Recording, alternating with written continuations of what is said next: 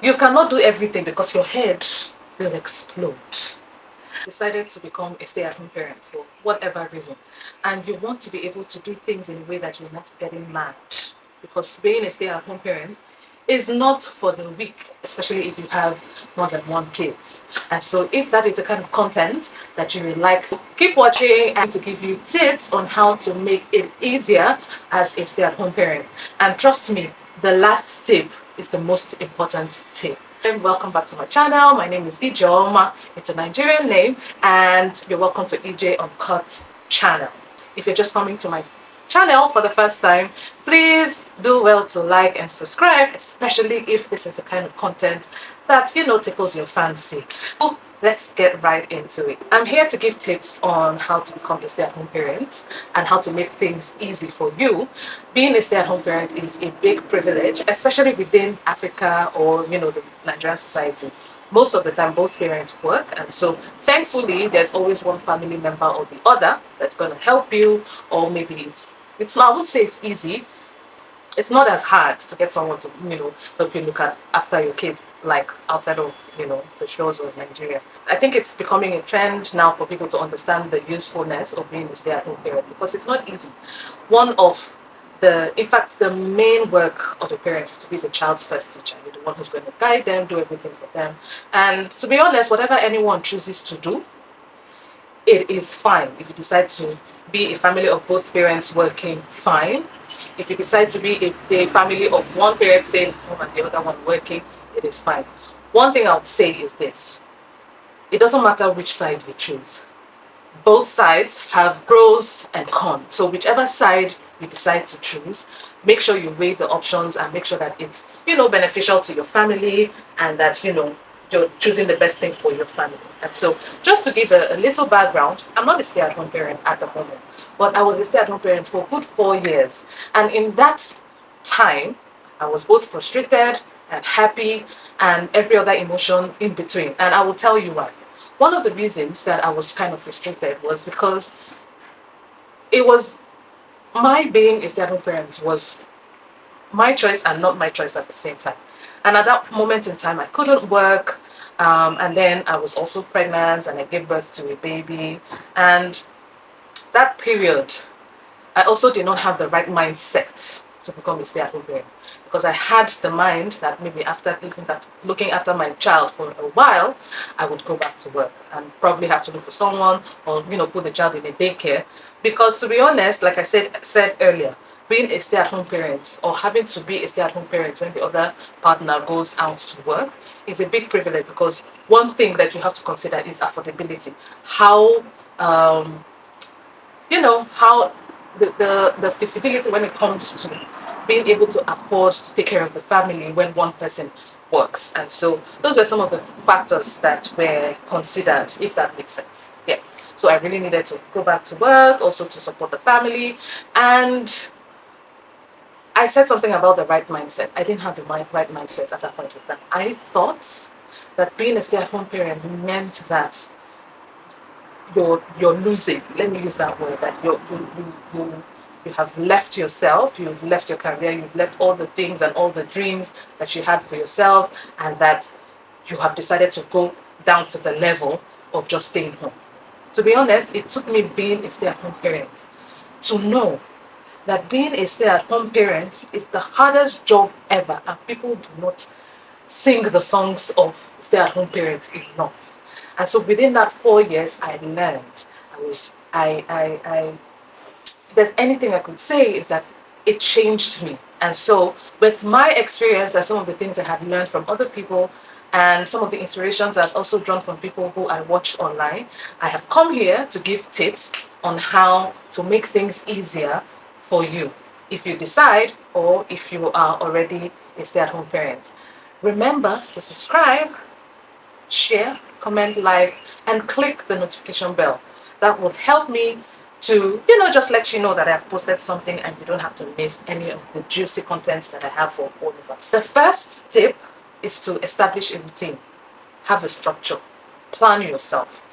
I feel like that's supposed to be like the most important tip, but it's not, to be honest. But it's the one of the biggest tips that helps, Because when you have a routine, you use a planner, you have a to-do list, or you mentally, plan out yourselves and, the kind of things that you're going to do the next day, it makes things easier. Now you've mentally set your mind to do certain things, and you're able to also know what you're going to do and know what you're not. Because every day there's always something to do. When you have kids or you have children, even if you don't have kids, you find yourself doing things because you feel like, okay, you're the one at home, and so, there's sometimes a level of guilt for staying at home and not being able to achieve everything. But then when you also realize that you're a human being, you can't do everything yourself, and things, you have to just make sure that you're setting routines for you, not just you, your children, so that everyone doesn't feel overwhelmed. I think that's the main thing. The kids can also easily feel bored. You can also feel frustrated. You can, and big that you're the only one for the kids at that point in time, especially if they are not going to school then, or if they've not started school, you will be everything for your kids at that point in time. So how do you do things so that you have time for yourself, you have time for the kids, you're able to achieve things, and so it's always best to put things, in plans, to-do lists. Just create the structure and routine so that that overwhelming feeling will be reduced at a very huge rate. When you do things and you know you're tired, please take rests. I, in the beginning, did not know what it meant to take rests because, especially when you had a baby, you'll get frustrated, and in my own situation, I was taking care of a baby and a toddler at the same time. And it was one of the most frustrating periods of my life. And so when I realized that I had to take rest, so when the kids were sleeping, I'll either sleep with them, or when sometimes I could actually just be with them and, one is sleeping or one is quiet and the other one is playing or something, right in front of them, I'm taking a nap. It doesn't matter. 10 minutes, 5 minutes, I could just lie down and they're playing around me. And I have just taken some time to get myself together because you have to fill your own cup, take breaks. So when I talked about routine, the third tip is kind of a continuation of the routine, the planning stage, or taking breaks. But then this has to do with setting realistic goals, setting realistic expectations, knowing that you can't do everything. You cannot do everything because your head will explode, which is something that you don't want for yourself and your mental health and your well-being in general, and everything about you. Know what you can and cannot do. If you had 100 things to do and you know that you could only do 10 things perfectly, please do those 10 things, and the chores don't finish, the routines don't finish, the everything you have to do, they're always there every day. So you just look for what is, prioritize things and just know what to do and know that this is what you can achieve today. And that's it. You're doing yourself a good service if you set these realistic expectations for yourselves. The next tip is to find the support. This is not easy, but once you're able to do this, this is one of the best things you can do for yourself. Support can be family, support can be friends, support can be fellow mothers or fellow stay-at-home parents, support can be online, support can be anything. But the most important thing is that knowing that you can't do things alone or you can't be an island would go a long way in making you feel more comfortable with yourself and not to beat yourself too much. I found I was able to find a kind of a small community where I could, just unwind, talk about my struggle, sometimes family, and some of the things that, sometimes you just needed someone outside of your life. That whole life of just constantly looking after your home or your kids or something. You just needed something outside to just make you remember that, oh, you were once this before you were a mom. Having family, having support, and the support when it comes from your spouse can never be overemphasized. If you are lucky enough to have a supportive sometimes you hear stories about how people, their partners come home and they make things even more difficult for you, more miserable for you because they constantly complain about what you were doing. They probably were thinking that everything will be perfect when they come home, and then they're kind of disappointed. And you hear people say things like, what were you doing right home, at home? And so the next tip I'm going to give you is something that would turn things around and create some level of empathy with your partner. And so when your partner comes home and you find yourself in situations where they doubt what your abilities are, give yourself some time to be alone. Go out and let your partner do that same job that you've been doing for at least 1 hour. Trust me, no one will tell that partner what you've been doing. So, yes, seek support and let your partner do what you do so they know what you do, so they don't make life miserable for you. Another tip is to take advantage of resources anywhere you are, anywhere you find yourself, anyhow you can.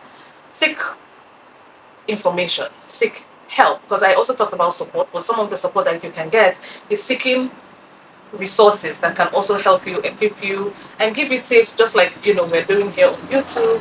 Make sure to be able to find yourself in um, online spaces or communities or groups, or some of these small forums that can help you with information, with news, with tips and tricks, hacks that can help you navigate things. And those are some of the things that helped me a whole lot. Don't feel like you know it all. You also might also teachable from your experiences, and if there's anything you know how to do and you're lucky enough to be able to do that thing so well, you could also find yourself to be that resource for someone else. The next tip is to celebrate more wins, and by celebrating more wins it means you should be able to reward yourself. It doesn't matter what that win is. It doesn't matter. In fact, sometimes some people are finding it difficult. I think one of the things that hasn't helped a lot of people is them thinking that they have to achieve so much for them to appreciate their efforts. And just make sure that you acknowledge the effort that you put into your family's life, and that you're doing the greatest job of all.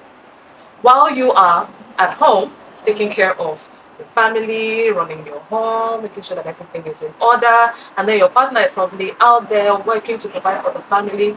The fact that you're home doing all of these things gives your partner the ability to be 100% in whatever they do. And that should be appreciated 100%. And so the world needs to know that being a stay-at-home parent is the greatest and the most difficult job of all. And so if you deserve millions of dollars, naira, anything in your workplace outside of home, you probably deserve double as a stay-at-home parent. I'm telling you, it's not easy. And so reward yourself, appreciate your efforts. Let yourself know, beat your chest and say, I did this for this family. I did this for myself. I achieved this. I'm able to do this for my kids. And because of me and my efforts, this is now happening, or this is now whatever is achieved. Anything, just small wins. Appreciate yourself. The last, but definitely not the least, is to practice self-care. Yes, I said that was the most important part of this. You are a mother does not mean you will leave yourself alone. I think everyone should be able to understand that. You decided, for whatever reason, to look after your kids. Doesn't mean you leave yourself alone.